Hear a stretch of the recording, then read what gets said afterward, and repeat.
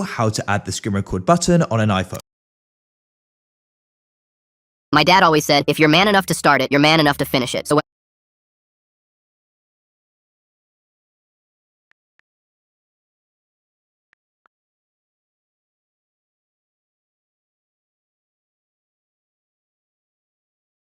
My mom walked into the living room and saw me sitting on the carpet with a Kleenex hanging out of my mouth. "Spit that out right now!" I spit it onto the carpet and she grabbed my shoulders. "You cannot eat tissues. Do you understand me?" I nodded, but I didn't understand because I was only 5 and I liked how they dissolved into this soft mush on my tongue.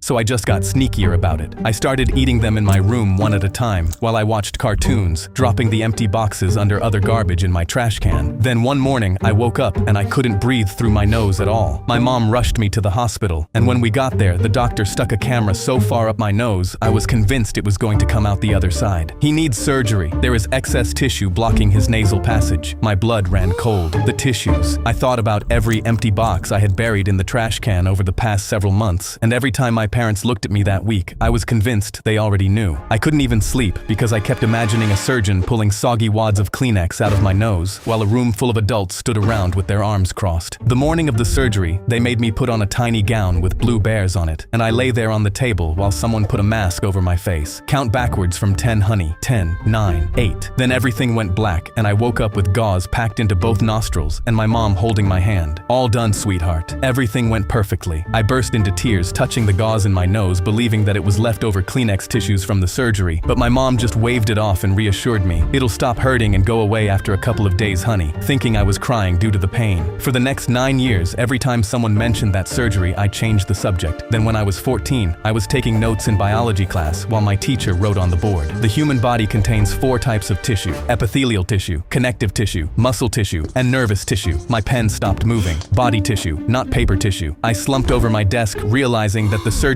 never had anything to do with the Kleenex.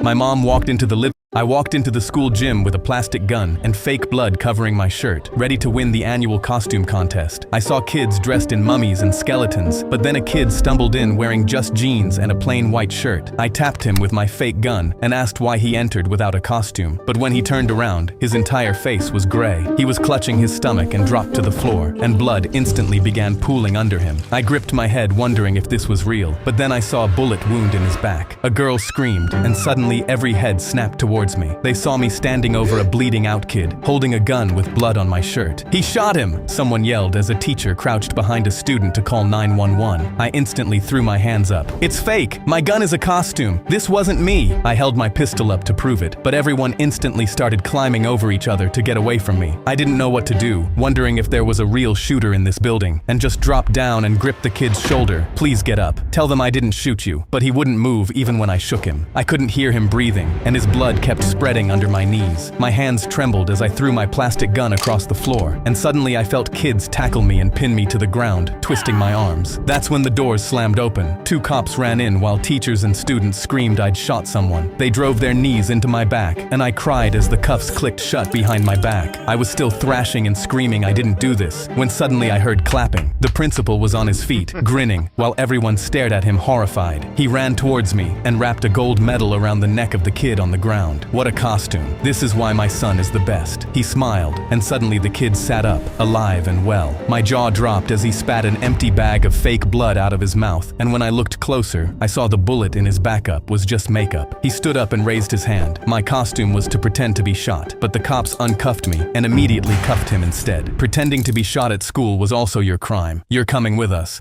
I walked into the school. I clinked glasses with my